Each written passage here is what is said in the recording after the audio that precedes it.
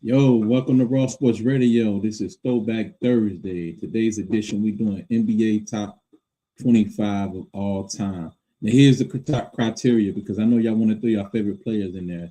So we have two criteria, just two. One, you got to at least be the bus driver. Two, you have to have an MVP, or whether that be regular season or postseason. It don't matter to qualify.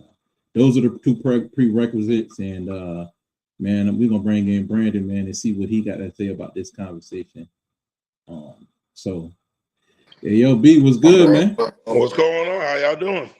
All right, man. So hey, who do you throw in there? Just name a couple players, man, like your top 10. Do you have a top 10, or should I just list mine? Because I got mine scrolling across the bottom. This is my top. This is 15 right here. That's the top 15? That's the 15. Is that in order? Yeah, I got that in order. Yeah, I do, man. Okay. Yeah. All right. Man, you got Steph pretty low. You got Steph pretty low though. I mean, who on that list is Steph better than? Let me see. So you got Mike, you got Wilt, you got Kareem, Larry, Hakeem, all right. Magic. Shaq, Moses Malone. Man, you got Bron at number 9. You got Moses Malone better than LeBron? Man, you must not know. I'm telling you. You must not know. Now. Hey, so what do you know about Moses Malone? Let's start there. I know for a fact he ain't better than LeBron. Hold on, but how you know that though? That's kind of vague as hell. How do you know he's not better than LeBron? What do you know about it? Just tell us what you know about Moses. Let the audience know. You never know, like you never know what people know, what level they're at. So let the audience know what you know about Moses Malone. I mean, I know for a fact the audience don't talk about Moses Malone.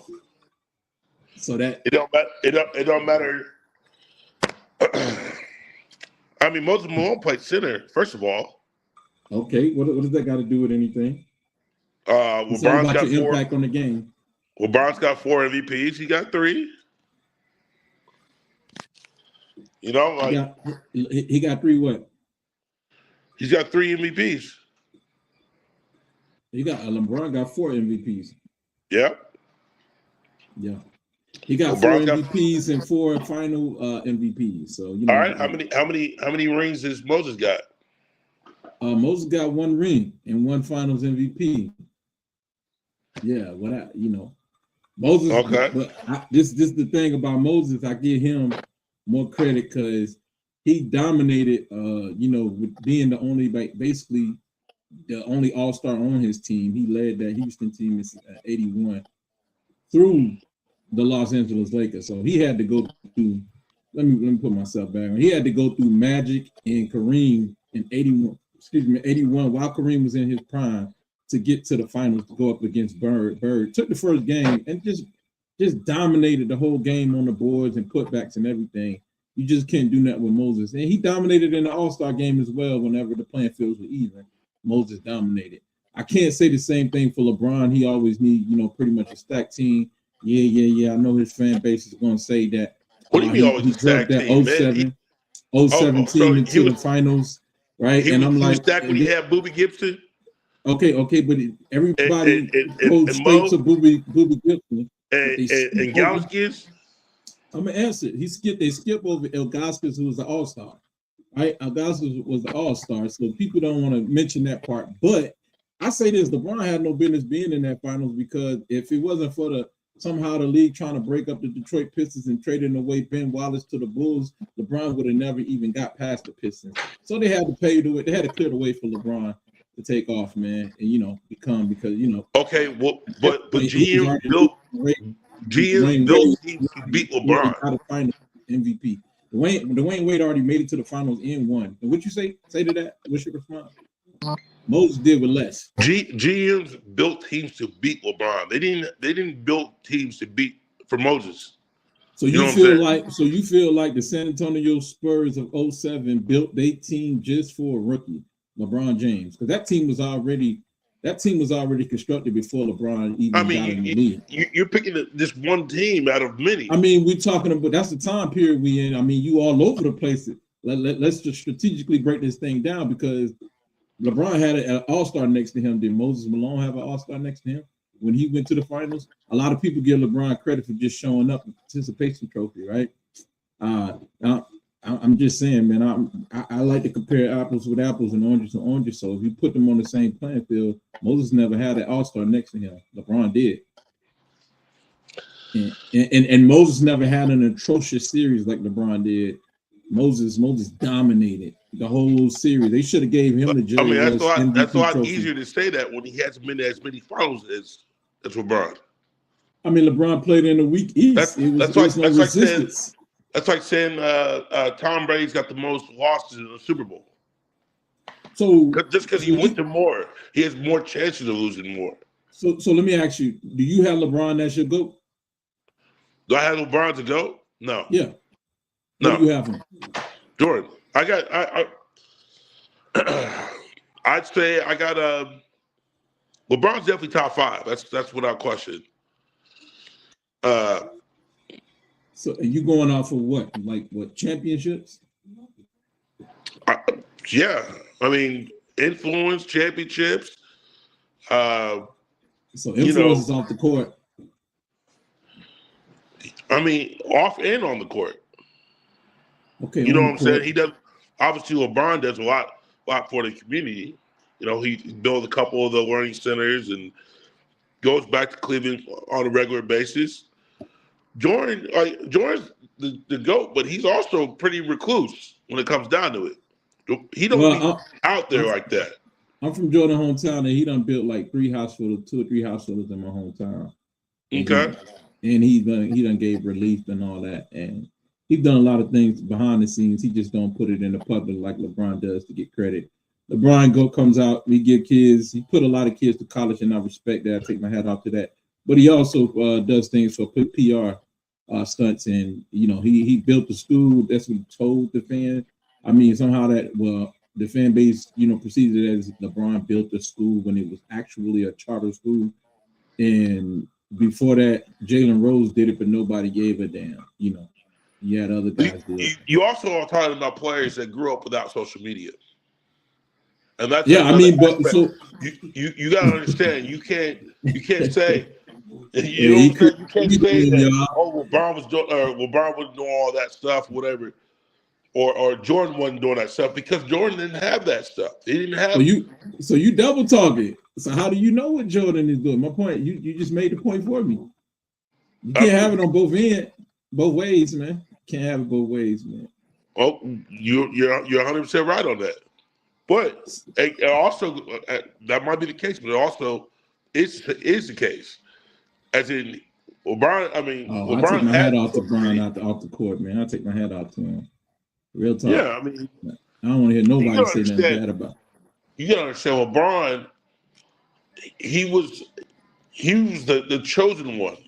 There's a lot of good players coming out of high school and college and stuff, but nobody's like, hey, that's the next Jordan, or that's the next guy.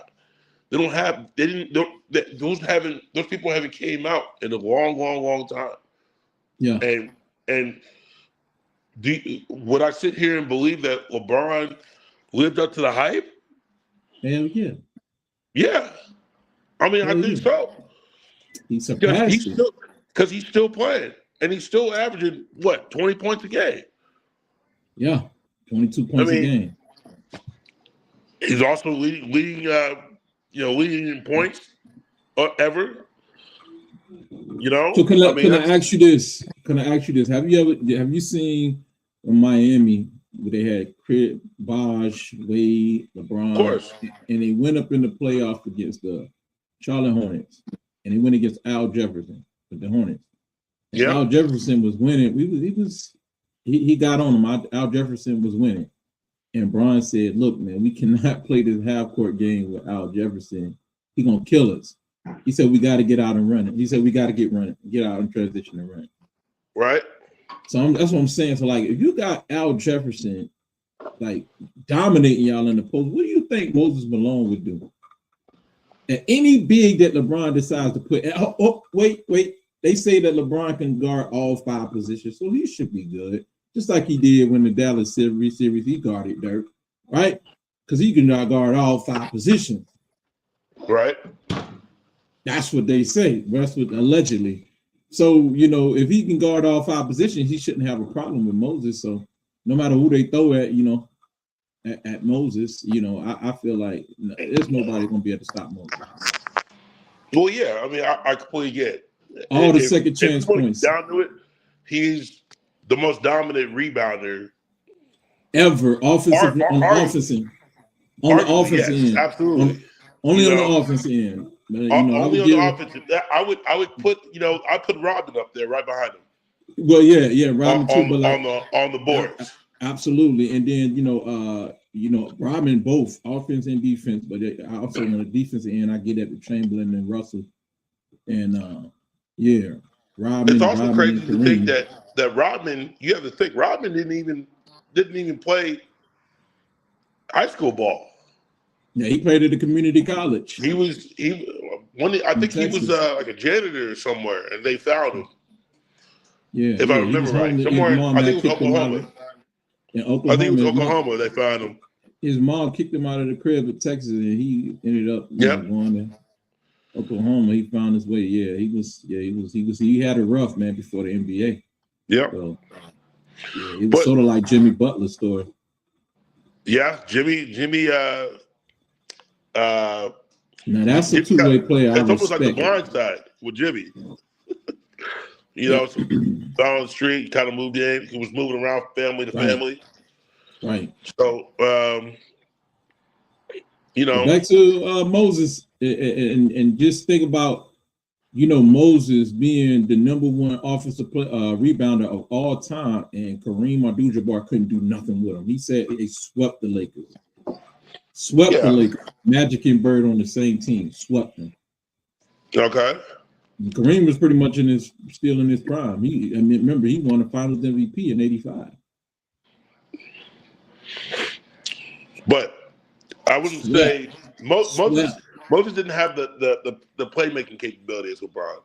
Yeah, I remember LeBron getting swept. I don't remember Moses ever getting swept. LeBron got swept. I mean, that's easy to say. I mean, Moses played in arguably the most difficult era ever, right? And LeBron played in one of the most easiest, where he didn't have too much. He didn't have to go through big men in the paint, right? Like all the other greats, they had to play when they met resistance and guys who just camped out in the paint because there was no 3-point rule enforced. It was a 3-point rule, but it definitely wasn't enforced. So when they got past their man, they met resistance down in the paint, a big 7-foot shot blocker. Right. LeBron never had to deal with that. They had a 3-point set, they had a defensive 3-second rule enforced, and they basically, opened the lane up so these guys, could just drive in the paint, and they pretty much eventually got rid of the center. So after the 2010s or whatever, at some point, man, like you said, you start seeing all the centers being, being replaced by power forwards or small forwards playing center. You see how Houston was doing with, Robert Covington, and then he even had Westbrook playing center. So LeBron never really go against too many real centers. When he did, he was unsuccessful. Like when he went up against Ben Wallace, he didn't advance. And in 06, when he went up against Tim Duncan in 07, it didn't work out too well. When he went up against Dwight Howard in 09, he got sent home. He was supposed to meet Kobe. It didn't work out. So I kind of take that, that's a knock on LeBron if you're doing it in a engineered era. This era is really, really engineered, bro. All right, well, yeah, I mean that's fair. You could possibly say that. And I'm like you. I think LeBron could, man. You can make a strong argument for LeBron to be number 4. But you got to keep in mind, you can't.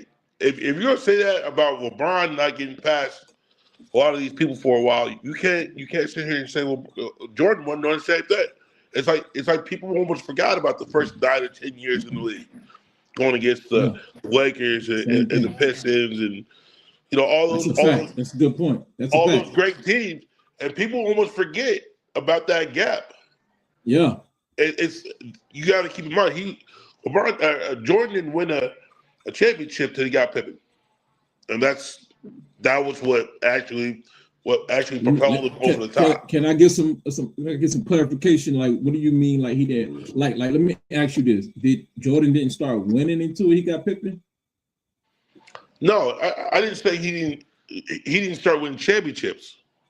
Okay, because he lost on opportunities to get championships with Pippen.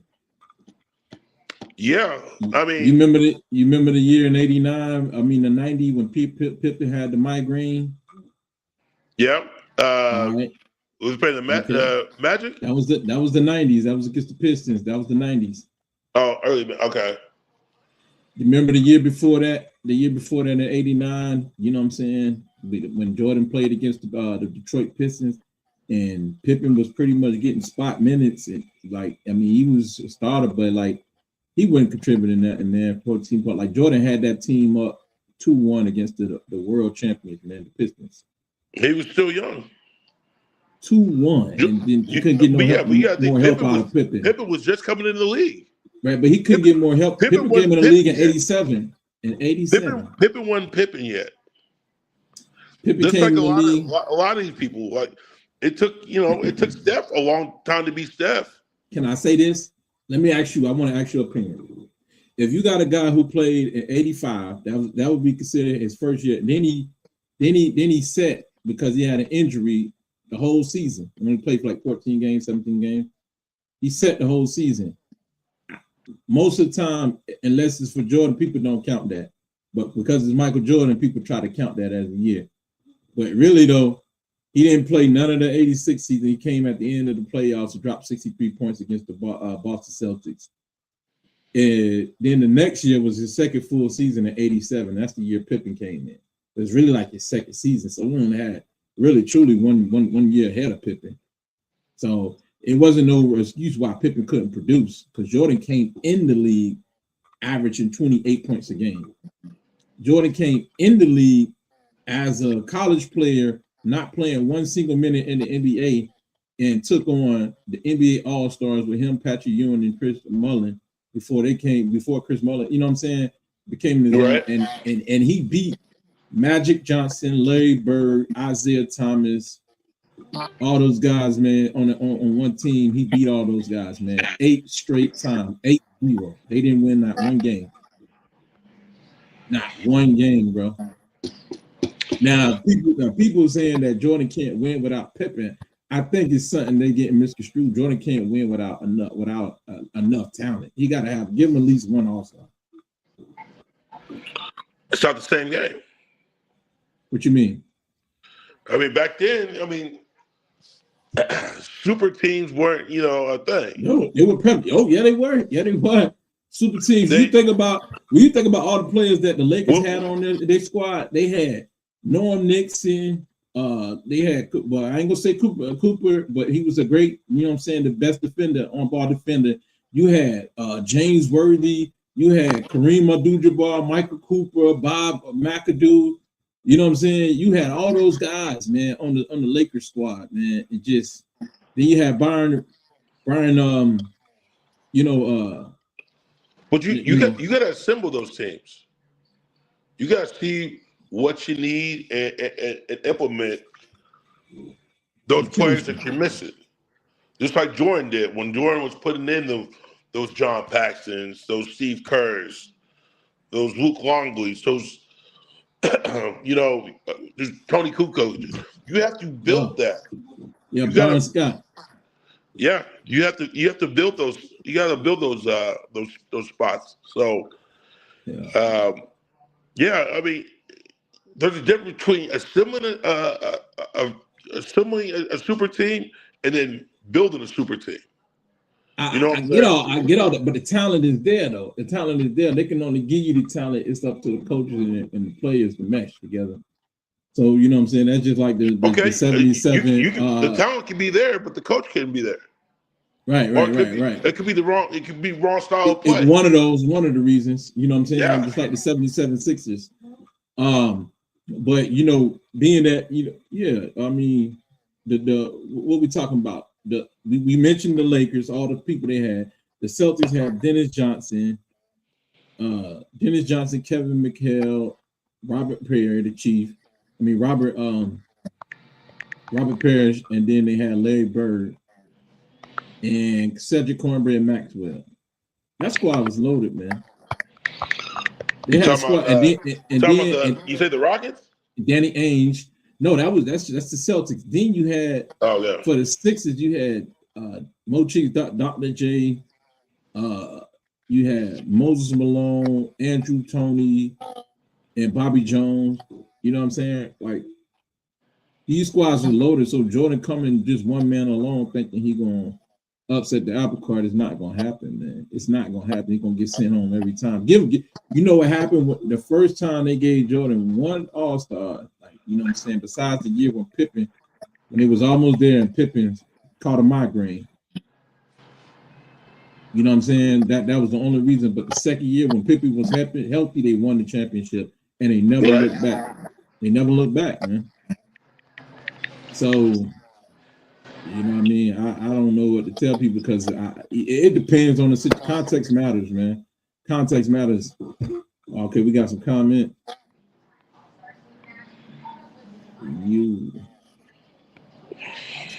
What up? I don't know. Neptune, what up, man? Neptune.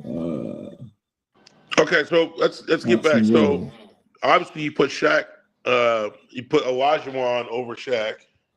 Mm-hmm. You see how that went off when they faced off in the final. Yeah, I completely get that. I mean 95. Excuse me. Yeah. Yeah, because they went back to back, right? 93, 94, and 94, 95. If I remember right. Who? The Rockets. The Rockets. 2 years back to back, 94 and 95. Yeah. The year basically the years that Jordan wasn't playing. Right. Which actually makes you think. It's funny. Jordan was running because you have to think. The Rockets was always close, but they couldn't. I mean, Jordan was always there. And you know how we already know how MJ felt about Clyde. Yeah. So we know he this is the guy who's going to replace. Jordan was saying, "Hey, Clyde's going to be the guy who's going to replace." No, they're not even the same player. But you have to keep in mind how many Hall of Famers that Jordan stopped from getting the championship.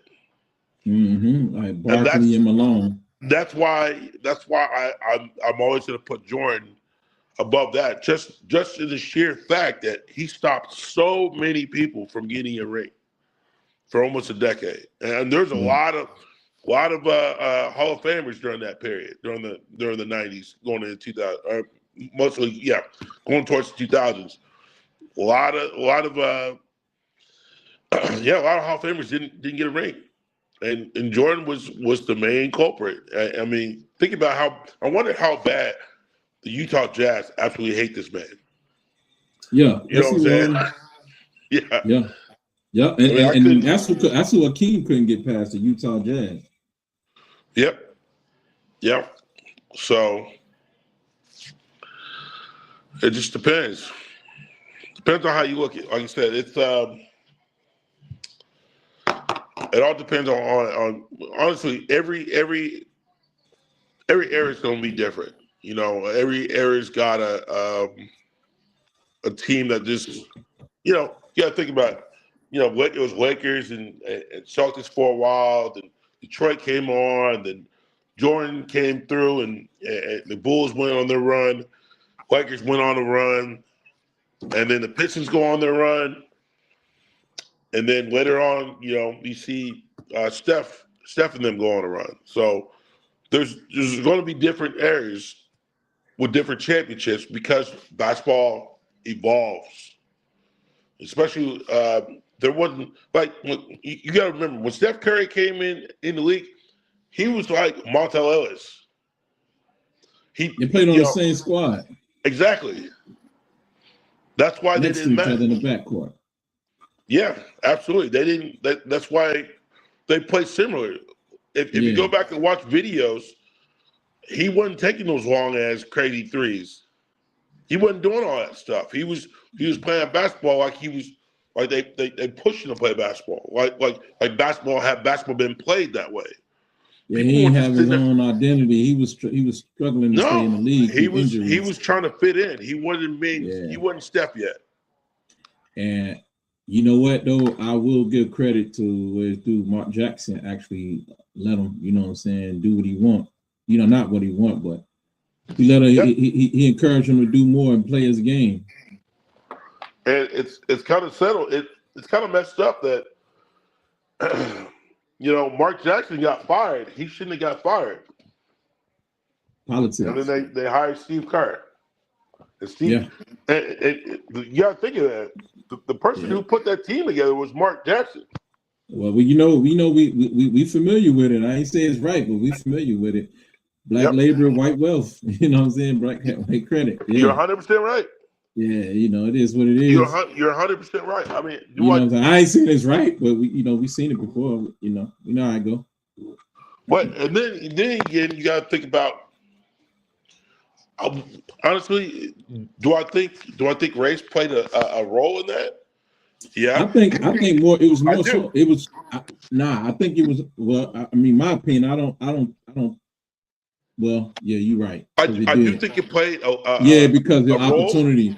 But I was going to say I thought it was more religion.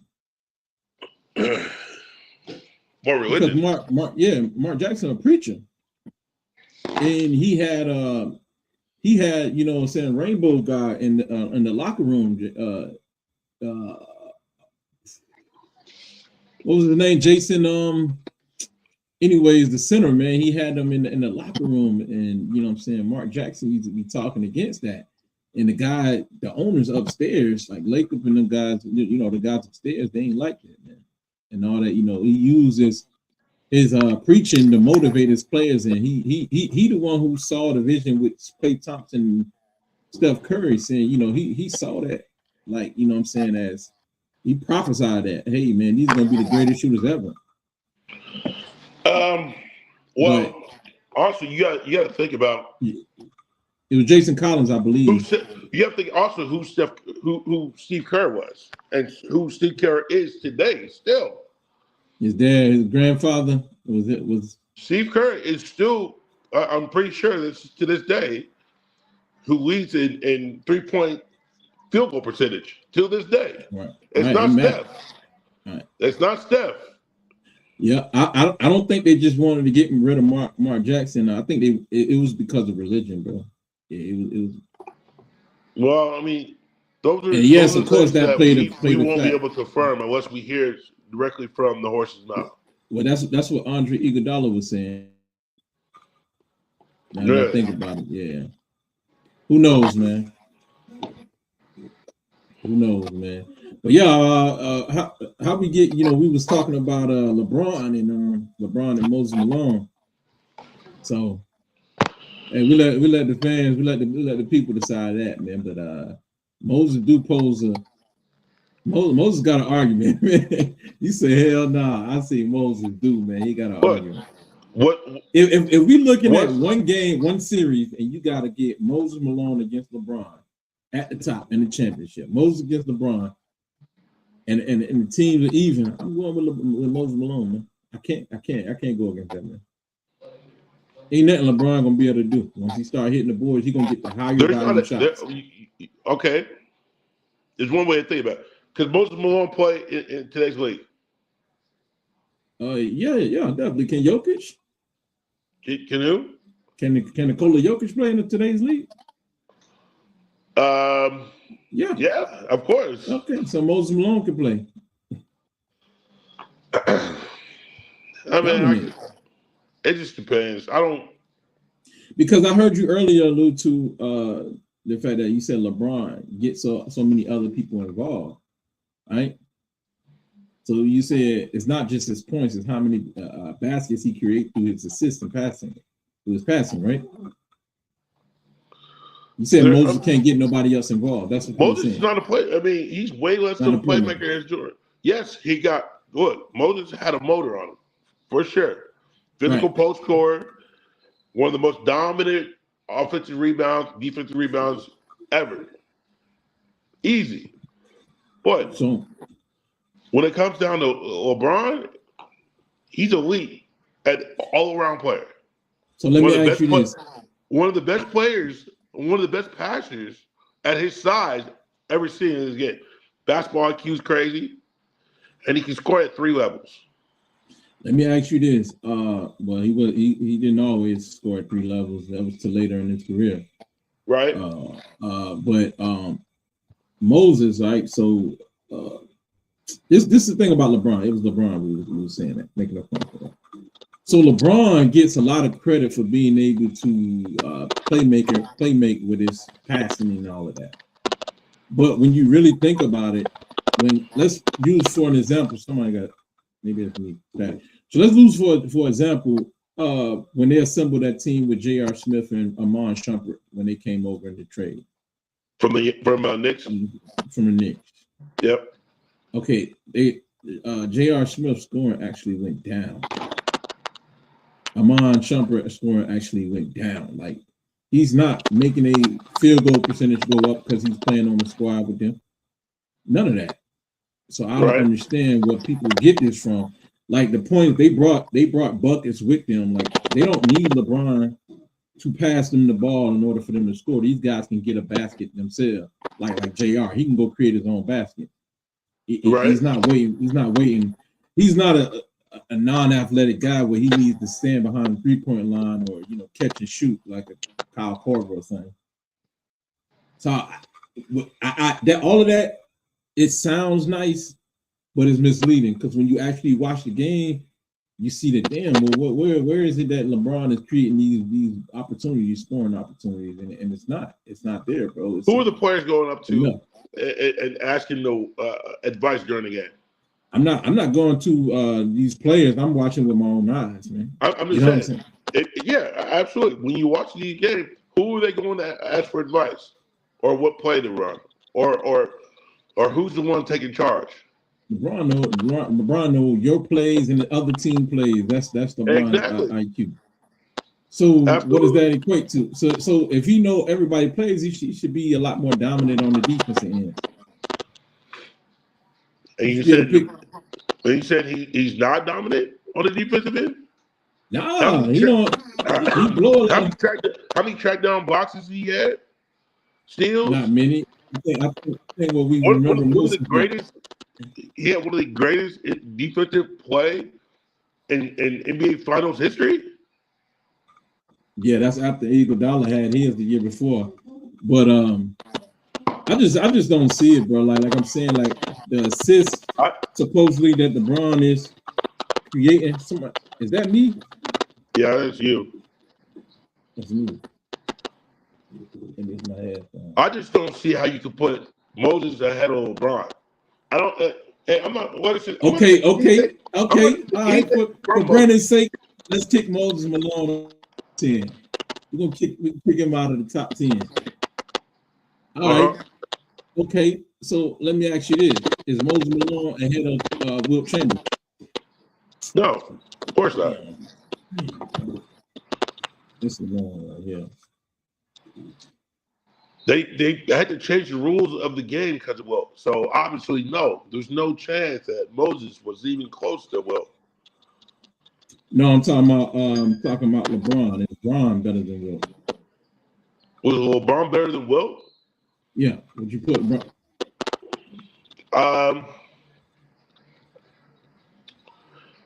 I think Wilt's size and skill was dominant at that time. But LeBron has been pretty much dominant in every era that he's played in.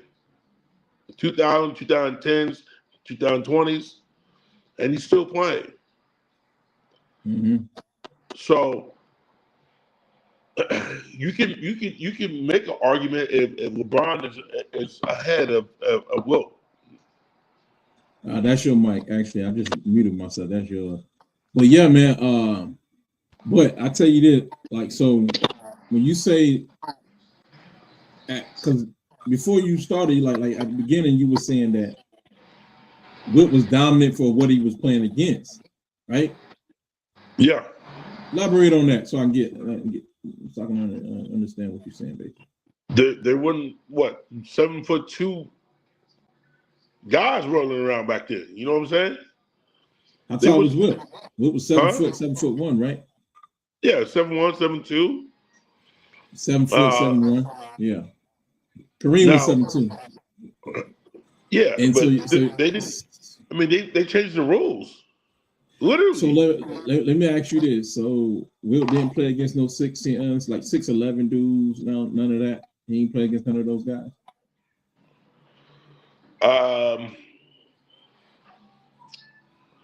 I think Big Man today a little bit more skilled. But I'm saying Wilt didn't play against none of those guys at that height, like you leading people to believe that it was no 7 footers. I mean, did he? Man. He did. Who? Huh? Name a few. It's Walt Bellamy. Let's look it up. Let's look it up. I can look it up. But he played against Kareem. He played against I want to say Bob Lanier. He played against my guy Nate Thurman. You know what I'm saying? So he also played against Artis Gilmore, even though it was an ABA versus NBA. You know what I'm saying? He definitely was 7 foot. We got to keep in mind, in the 60s, there weren't players like him. All right? So, obviously, he was dominating on a different level. Just almost not purely on his physical stature. So let me ask you. I'm trying to understand Walter Dukes too. What do you mean that it was no player male comps? But what do you mean it was no players like Wilt? You mean like no players as good as Wilt? Wilt won 13 championships? No. That was Bill Russell who won 11. I'm tripping. Wilt, how many did Wilt win? He only won 2. You only won 2. But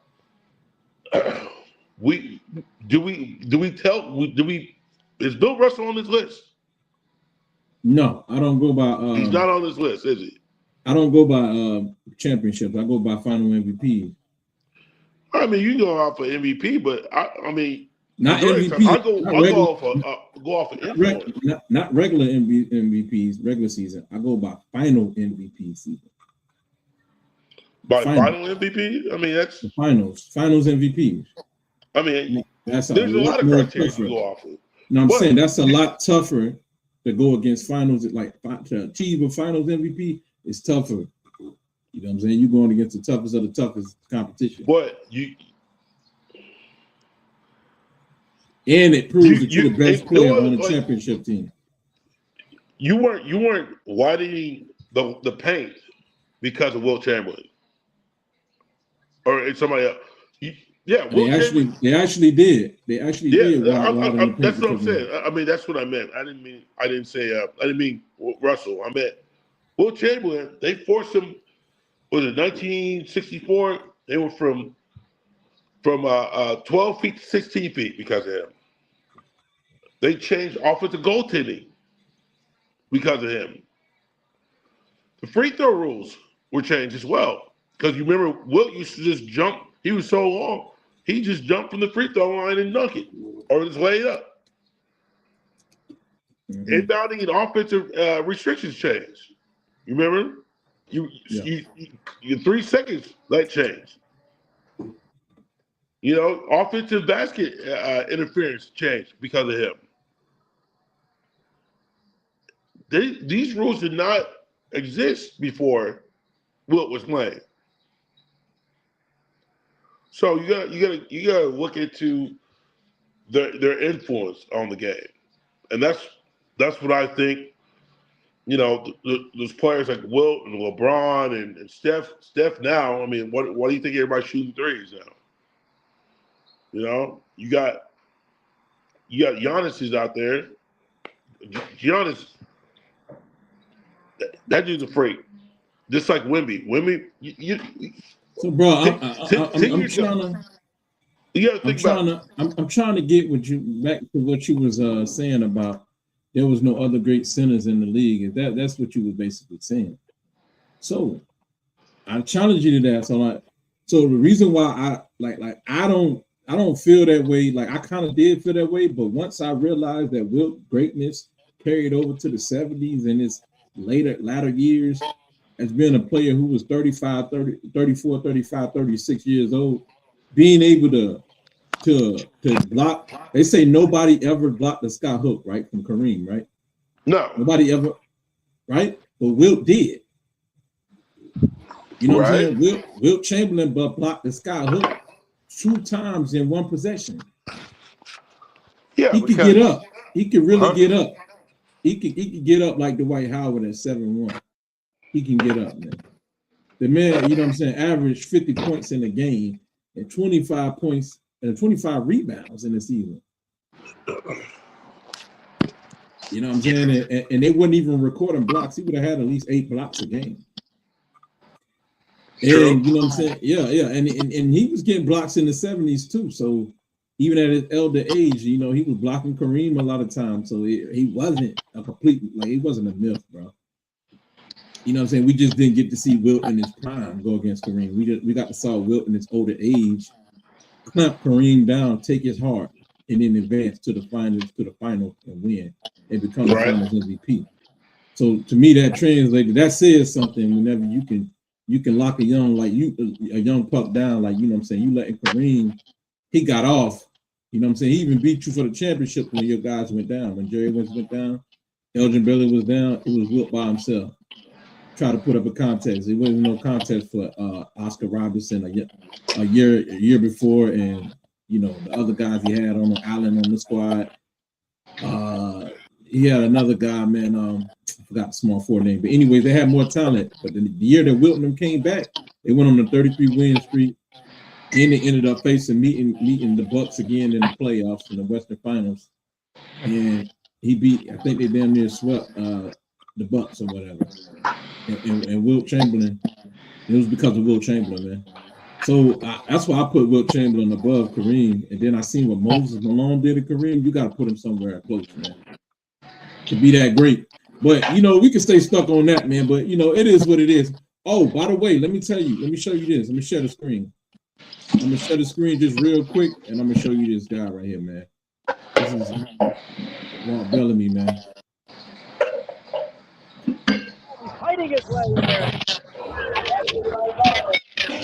He can do many things around center play of anybody in the league. He rebounds well, drives well. Let me mute this.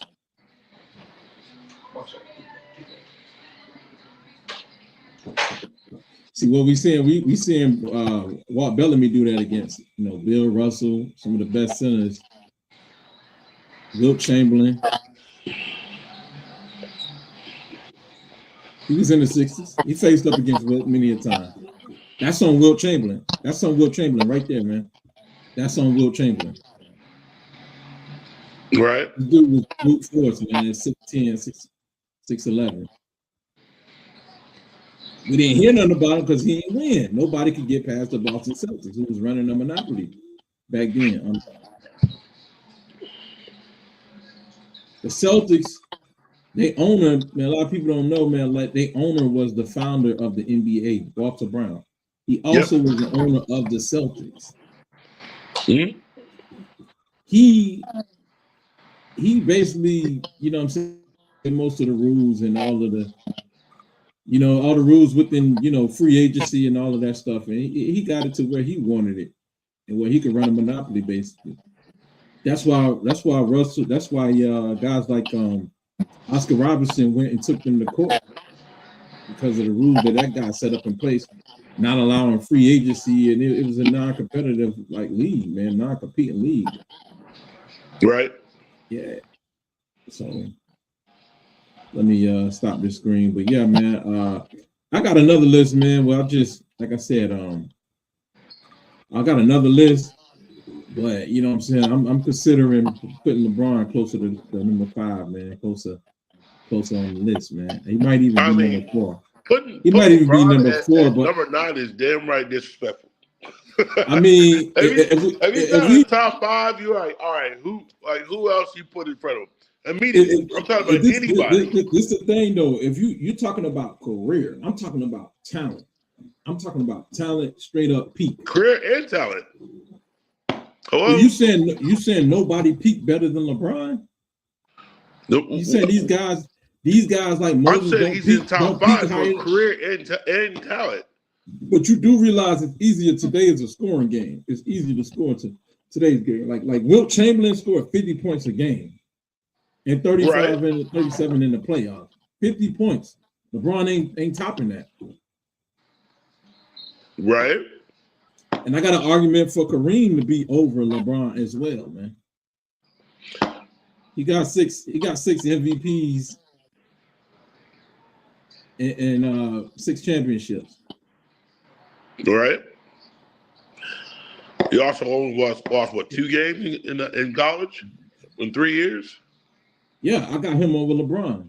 So we can make an argument to put LeBron in number 4. You know what I'm saying? But that top 3, that holy trinity, that top 3. Is Kareem even on your list? He's on my list. He's number 3. Oh, he's number 3? Okay. But it ain't about my list. It's just a guideline or whatever, just something to get the conversation started. So I mean, we could put your list on here, but who your top 10? Let's hear your top 10. I mean, all the top of my head, that's gonna be hard. But I mean, in no separate, like in any order. Any order? Yeah. Just name off 10 players. Obviously MJ, Jordan, Kobe, LeBron, Shaq, Magic Johnson. That's 5. Kareem.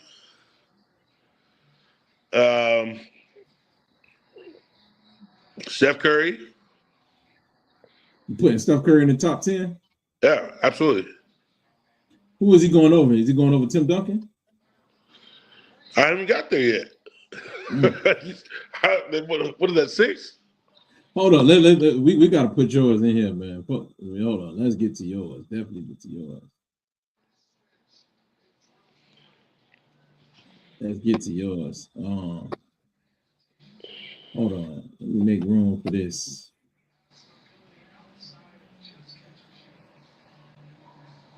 All right, you said MJ, Kobe, right? LeBron. Yep. So, is it in any order? MJ, number 1. No, I'm not giving you order. You did that for order. I just asked you if you top 10. Okay.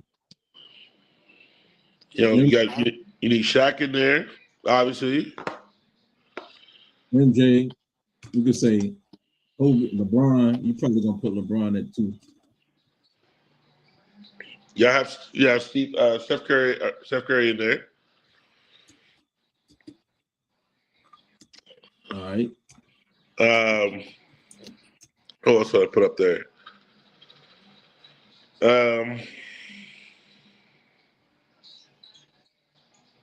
Let me see. Wilt, obviously.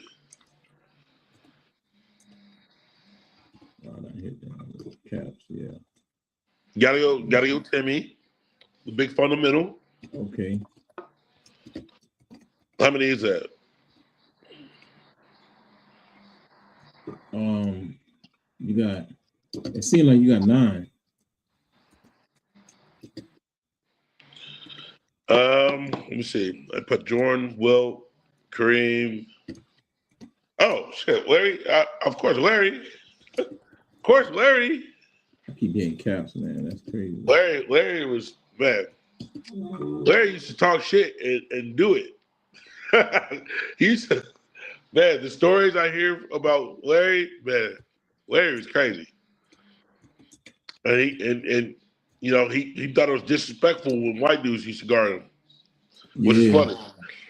He's like, nah, don't disrespect me like that. I want to play against the best. I was like, oh, excuse me. That is true. So name your guys again. You said you had Kareem. You had Kareem in there, right? Yep, and You got Kareem in there. You got Kareem over Shaq? Do I have Kareem over Shaq? Yeah. Okay. Of course. I mean, you got to keep in mind,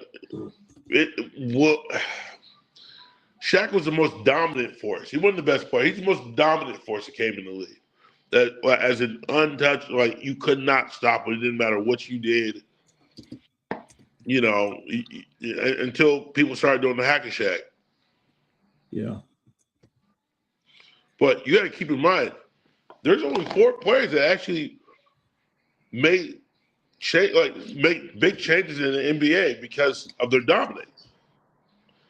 You got Shaq, you got Wilt, you got Michael Jordan, and you got George Mikan. It's only 4 players. There's very, very few players that actually have changes based on the players. So, like I said, George Mikan's in there. Would you put George Mikan in the top 15, 20? No. You can't do it.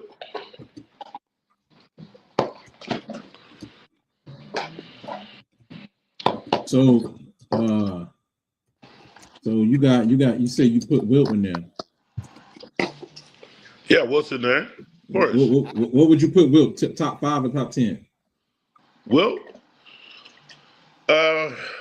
Top 5.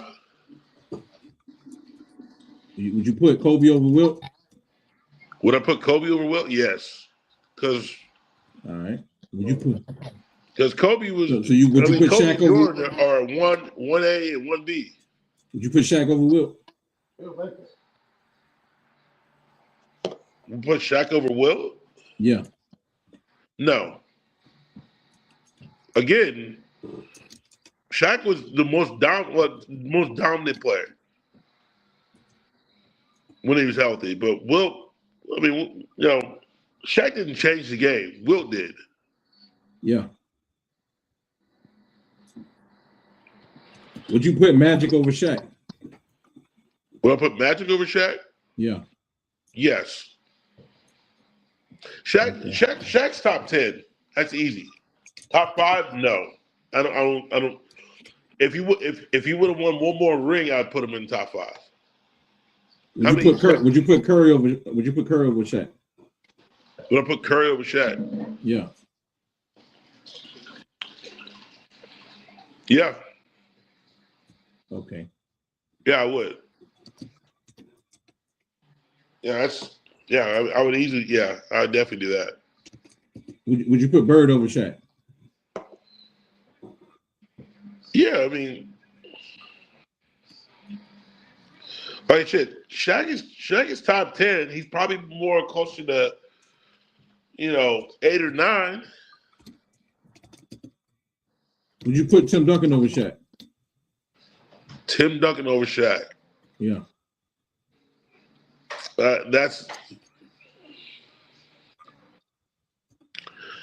It's hard to do that stuff because they're not playing. None of these players are playing the same position. Majority of them. I mean, it's yes or no for what player you want. On your team, you trusting in the player. I'd put Shaq over Tim. Okay. Because Tim had better teams. Yeah. So, bro, based on what you just said,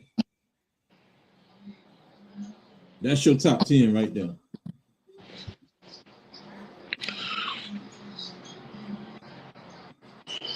Jordan at number 1. Michael Jordan number 1. LeBron James at number 2. Kareem Abdul-Jabbar at number 3. Kobe Bryant number 4. I mean, I didn't put them in order. You did. But hold up, but you said you wouldn't put Kobe over Kareem, though, right? Huh? Would you put Kobe over Kareem? Would I put Kobe over Kareem? No, yeah. I Kobe's 2. So you put him over Kareem? Yes. Okay. All right. You have to think Kobe's Kobe and MJ are 1A and 1B. So are you putting LeBron over Kareem? Am I putting Bron over Kareem? Yeah. At this point, yes. All right. Got you. I mean, he did beat his scoring record. Yeah. You know, so it's speaking of scoring record. You think Kevin Durant's got a chance To do what? To beat who record? to beat the record? He's not that far behind. Yeah, I mean, what they came in. He gonna need at least 5 more seasons for that record. Yeah, exactly. Absolutely. I mean, when it comes down to scoring, Durant is easy top 2 best scorers to ever play. That's your list right there, man. Scoring. That's your list. Michael Jordan, number 1. Kobe Bryant, number 2. LeBron, number 3. Kareem, number 4. Wilt, number 5. I'm missing somebody.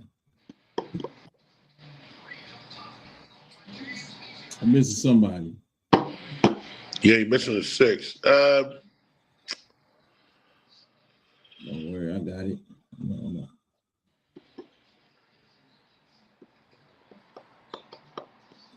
Number 6, we missed somebody at 6. That'll be Magic at number 6 then.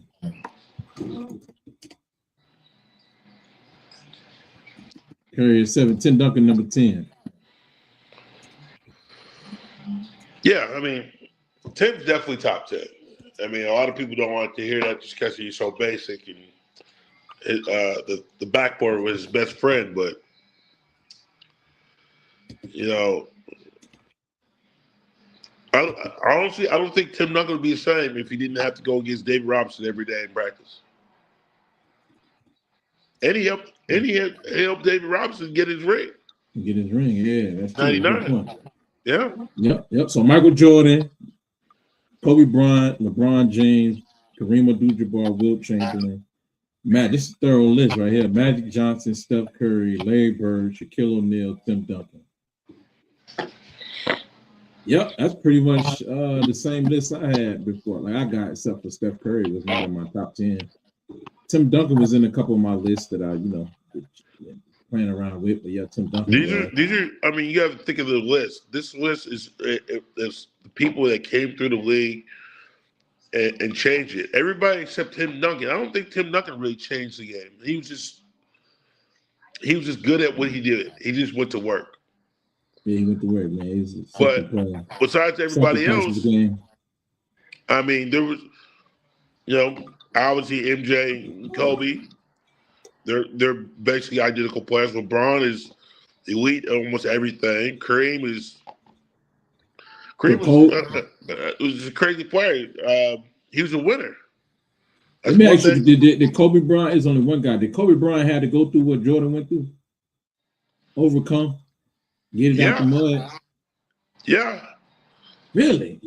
So when Shaq left and Kobe Bryant wasn't making the playoffs. Before Shaq got there. It was no.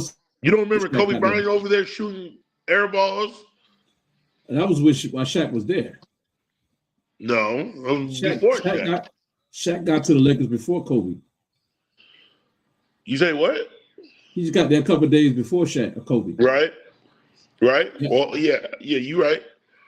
But he never had to get it out of the mud. That's what I'm telling you. Like when he wasn't making the playoffs, and when Shaq left, he wasn't making the playoffs, and then he couldn't get past the first round against the Phoenix Suns. He was Tracy McGrady, and then you know what I'm saying, like Jerry West gave him a bone, gave him Paul Gasol, 2010 big man, and then next thing you know, start stacking. Then he started getting Ron Artest also, along with Lamar Odom and Andrew Bynum.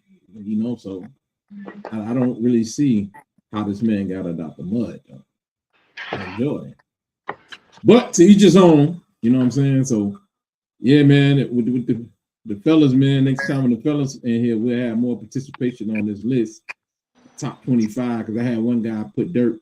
He had dirt in his list.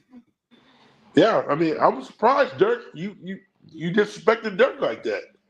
I couldn't put Dirk in no top 10 list, man. Come on, man. Dirk, okay, he probably had one of the hardest paths to the finals Yeah, that's true. in NBA That's true. history. That's true. I mean, you got to think that man. He was he was the first guy that could move like that and score like that. Now there's big men that can shoot threes the way he did. I mean, Sabonis was one of the first to do that 7-3 dude for the Blazers. He came through one of the dudes first guys shooting threes, but compared to Dirk was the dude. A lot of people don't disrespect Dirk like that. Not put is Dirk probably top 15? Absolutely. Really? Yes. So Dirk better than Charles Barkley, Karl Malone? I would say so. Really? And Yeah. you said earlier that Jordan stopped them from getting their championship. Yeah. As if Dirk would have won a championship if Jordan was in the league. Yeah. I would definitely put Dirk up there. So my thing is, you would put Dirk over. That's crazy. I don't see. You put Dirk over Nikola Jokic.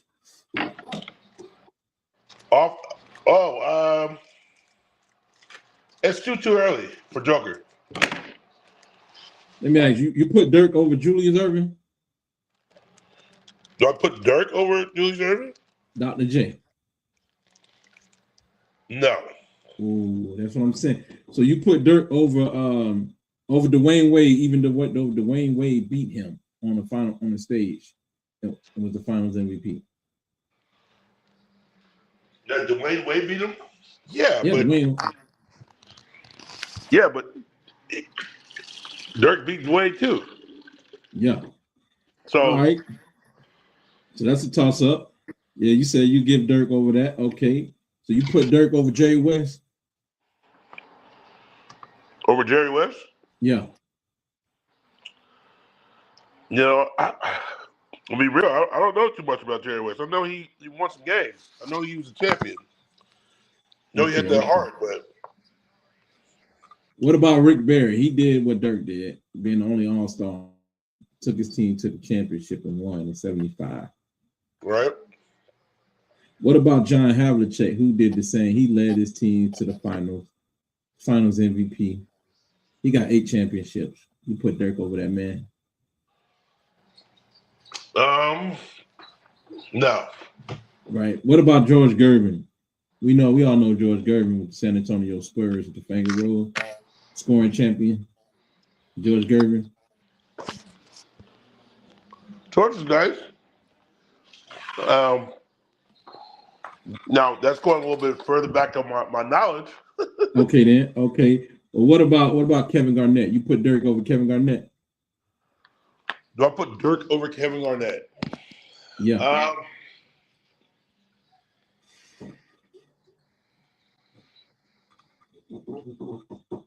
I would, yeah. Yeah, I would say that. So you put Dirk over Kevin Garnett. All right. That's crazy. Because a lot of people felt like Tim Duncan and Kevin Garnett was more closer. Still. I can see that. Yeah. Yeah. I can see that. So, got you. So, yeah, I pretty much get it. You know what I'm saying? Let me ask you one other question. You really think that Dirk is better than Patrick Ewing? You never said Patrick Ewing. No, I'm just asking you. Patrick Ewing played both ends of the court. Right. And he made it to the finals. Went up against Hakeem.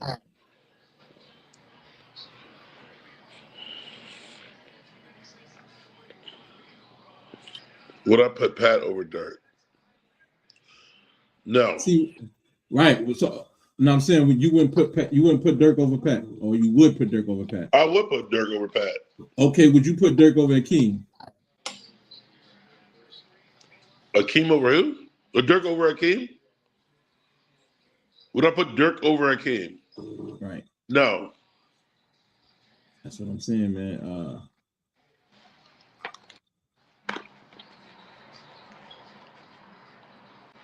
That's what I'm saying. So, okay, so Hakeem is not in your list, so that's 11 players. Then you got John Havlicek. That's 12 people. That's 12 people right there. John Havlicek. You putting Dirk over Bernard King too, I'm assuming. and then you putting Dirk over David Robinson. Yeah. All right. You put him over Karl Malone and Charles Barkley. You putting Dirk over. You putting him over Moses Malone. If I put Dirk over Moses, I mean, you gotta think, man. Who's not gonna take we're talking about Moses, we're talking about just a rebounder. You know what I'm saying? You said just a rebound, a 25-point guy. That's what Dirk was. No, I'm talking about Moses.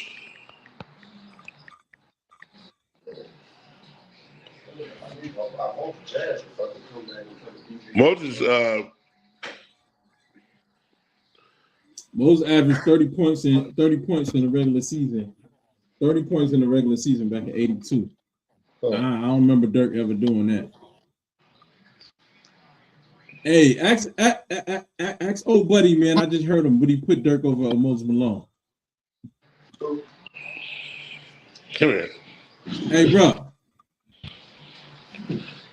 Would you put? See, he young. See, he don't know. Would you put Dirk over Hakeem Olajuwon? Oh man, yeah, I don't know about Hakeem. Would you put him over Dirk Malone? Nowitzki over Olajuwon? Dirk?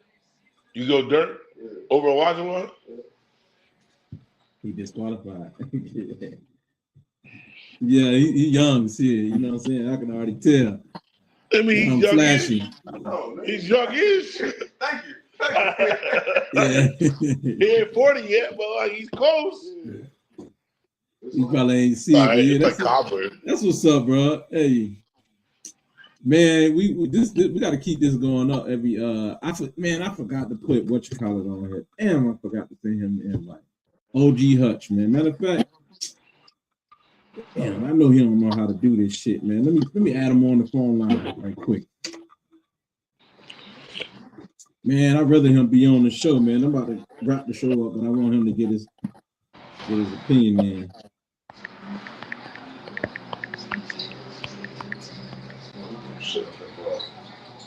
I told him I was going to include him.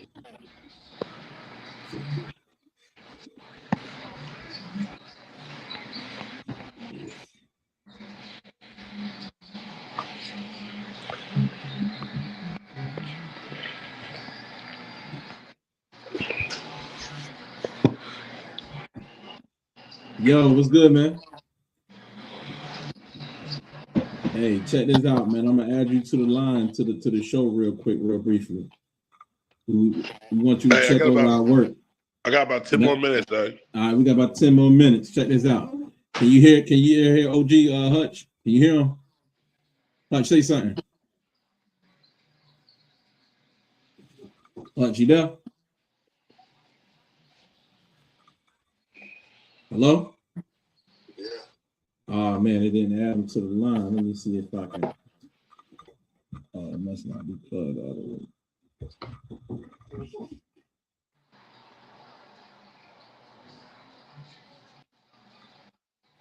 Well, Bard's playing right now. Yo, hello?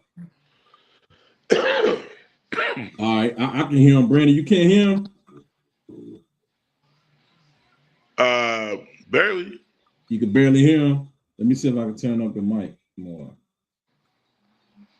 All right. Try it again. Hutch, say something real quick. Can you hear him now? No. All right, let me turn. All right, there you go. You should be able to hear him now. Yeah. You hear him?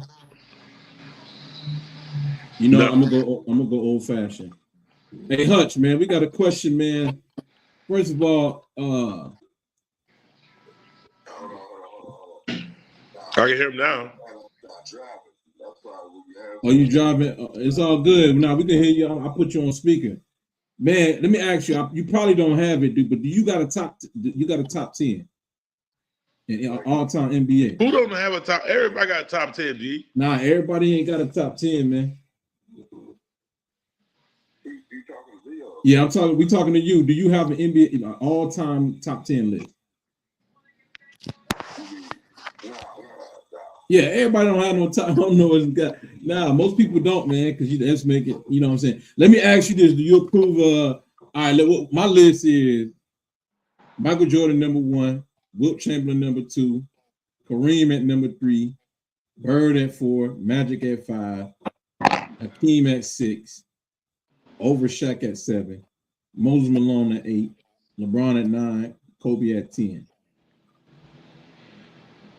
My God, huh? I mean, when you making, see, that's the whole thing. Just like Billy said, yes, yeah. When you're making these lists, Yeah. are you counting a score? Because counting the score, you know. Mainly two-way players, though. Mainly two-way players, because LeBron, Jordan is a two-way player. Kareem a two-way player. I mean, Wilt definitely was a two-way player. Hakeem Olajuwon, two-way player. You know what I'm saying? Defense sucks. Always has sucked. Yeah. I mean, other counts, yeah, they got, first, second, the team, Like this is a good one. We're gonna get to the heart of it. My man B said that he would never put Moses Malone over LeBron James. What you say to that? That's what you said, right, B? Absolutely. He said absolutely. Okay, so I'm just making sure I understood. Not a chance in the world. He said not a chance in the world. I'm not taking a elite rebounder over an elite player. It's crazy. Thing is, a lot of cats starting to remember that one Moses came straight out of high school, just like LeBron. Moses, inside, he was an inside presence. And it was just like, okay, try to get a rebound. This dude, he was strong as hell. Like getting slapped out open. How many cats got hands that big? Look at that Bob Lee. How many people got teeth that big? But see, the freshest thing that people remember is the first thing they go to. How long ago did Moses even die? A couple years ago. But how long ago did he play? Even further. So they don't remember that. And then if you didn't have shit. Well, Moses was playing, Sixers, Houston, blah, blah, blah. How many times you even got to see a guy till playoff time? Mm-hmm. Packages, this and that. He can watch that game, any game you want to, anytime they play. So, saturation. Wait, but the cut, just for the sake of time, man. Who would you go with, LeBron or Moses, and why?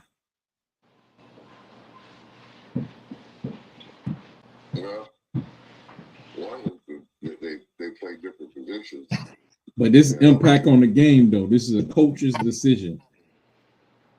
If I'm building a team, I'm gonna go with Moses.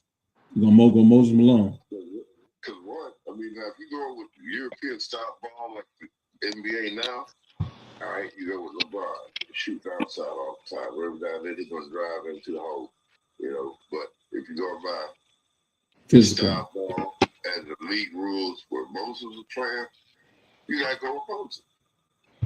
I feel you. One more question before we get out of here, though.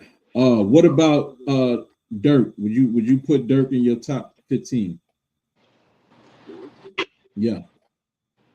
Top 10, top 15. Top 15. No. He said no to that one, but hey, but you know what I'm saying, because he was saying that I left Dirk out of the top 15, which is crazy. But you know what I'm saying, we got to get you on here next week, man. My bad, man. I dropped the ball. I forgot, man. I was trying to remember so many people. Well, a couple of people to send the link to. Forget everybody that had catch from 2004. But what about 2005? Right, they want to forget about the people. It's recency bias. They feel like the latest is the greatest. All they are adding is people that they have known of but remember. Right, it's a recency bias thing. Recency. You gotta, I mean, look at the run the Boston had. Hell, I mean, they cats had, you know, just all white cats. They had 4 good black players. Casey Jones, Bill Russell, John Thompson was in on that shit. Yeah, Satch Sanders as well. Sam Jones, yeah. Yeah, you know, and then there was some damn good white players. Just because Dirk came in up under the Reconstruction era, and they needed a white cat to win. And to represent the league, yeah. There's a lot of politics to that. Yeah, it's a lot of politics because the league went from defense with the Detroit Pistons and the Indiana Pacers. Dirk ain't a white dude, though. Even before that. Dirk ain't a white dude. He's European. You heard my guy said Dirk ain't a white guy. He's European. He fit the look. He fit the look, man. He fit the look. Yeah, I mean, I get it, but shit. You already know. He likes sisters more. He likes sisters more than some niggas. That's a fact. And then the whiskey. Come on, man. Yeah. Yeah, he was the best. He was the best representation for the European players to persuade them to come to the league. If they saw that Dirk had success in the league, then they would go ahead and give it a second thought about coming to the league. Because a lot of those guys ended up being stash players, and never wanted to come to the league. But Dirk convinced their mindset. Because when it fell through with Sabonis, they didn't want to come, man. But when they seen Dirk win, they said, okay, we can actually win out of that. Okay. Now, what about Bloody Divac? What about that other European that played Jordans? I can't think of it. Yeah, Kukoc. Tony Kukoc.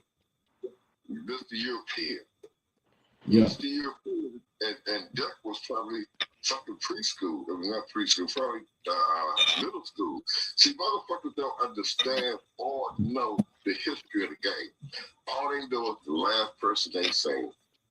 The latest is the greatest, man. The latest is the greatest. Recency bias. But it's all good. Hey, we got to do this. What about Radmanovich? Yeah. What about Petrovic? You said who? Monovic? Petrovic was. I mean, that dude was cold as hell too. Petrovic from the Nets. He used to play with the Boston, with the Blazers, Portland Trail Blazers, coming off the bench, and he got his own team with the Nets before he died in that crash. Okay, you said it by yourself. Petrovic came off the bench. That week's last off. Hey, but it was hard for those guys. It don't matter if he came off the bench. Robert Horry used to come off the bench. Yeah. How many rings he got? See, he said how many rings did Robert Horry got? He used to come off the bench. But that's the point, though, man, that Robert Horry got. Yeah, he was a role player. Yeah. I don't go by, see, my man, he go by rings. I don't go by rings. I go by final MVPs because anybody can win a ring like Robert Horry. But Robert Horry would never win a finals MVP. Big chats about Bernard King. I bet you they don't. Hey, I mentioned Bernard King. I said, do you got Dirk over Bernard King? And he said he ain't really familiar with him, but yeah, he put him over. That was a big mistake, huh? They don't know NBA. Right. So it's almost to the effect of how can you be the judge and haven't seen all the contestants, right? Well, I mean, judge. If you're gonna judge a contest, you got to see all the contestants. Yeah, and here's the one that would shut him down. Ask about Michael Ray Richardson. Yeah, Michael Ray Richardson from the he played with Jersey. Yeah, he played with the New Jersey Nets. You know what I'm saying? He could do it all, passing and everything, like magic. Like yeah. Who, Michael Redmond? Michael Ray Richardson. But he was a better scorer than Doc. Yeah. Basically, with one dimension, he could dunk on you. Yeah. But he could do it all. So the thing is, he had a cocaine problem. Right. You Yeah, man. But we got a lot of study to do. You know what I'm saying? These guys first time in this conversation, so it was short notice. So let you guys warm up to it. You know, we're gonna keep coming back every Thursday. Everybody don't know everything. We just learning. Iron sharpen iron. That's how we playing it. You know what I'm saying? Well, I mean, I'm doing the moderating this week. Next week is gonna be Brandon running the show. You know what I'm saying? He's gonna be moderating, and you know what I'm saying? He's gonna be refereeing everything. So yeah. I'm bringing my whistle too. He bringing his whistle. I'm Gotta be official, baby. Hey, Hutch, we gonna have to, and Brandon, man, I know you gotta have to roll, man, but I'm gonna wrap this up with Hutch, man. So I don't want to hold you past your time, but Hutch, it's really important that we need to hear the OGs reinforce these things. Like if I come, like me, I'm coming on here with a bogus ass list. What's my All right, list? Hutch. He said, all right, Hutch. He said, be easy. Look, my list is bogus, right? Because I got Michael Jordan on